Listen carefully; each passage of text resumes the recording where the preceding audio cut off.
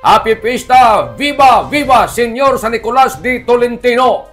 Anya kining atong nga mga balita nga nahipos gikan diri sa Kapitolyo. Duyom nan Surigao, Kalig-on, mauswagon an ato probinsya.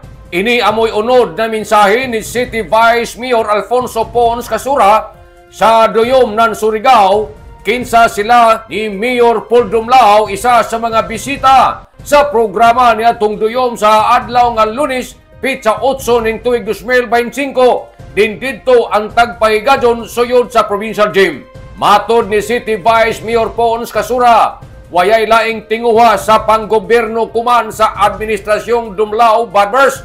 Amo ang dugang Kalig-on sa serbisyo, mauswagon ang probinsya diin ang syudad, sanan ang probinsya nagkayusa, sanan hugot ang pagpalig-on na muserbisyo sa mga katawan sa dakbayan ng Surigao. Samtang si City Mayor Paul Dumlao sa idasab na mensahe, si Jamie Laong, wayay laing vision ang syudad, sanan ang probinsya, amo raman gajud ang paghatag ng sakto na serbisyo para sa karadyawan sa tanan Surigao nun.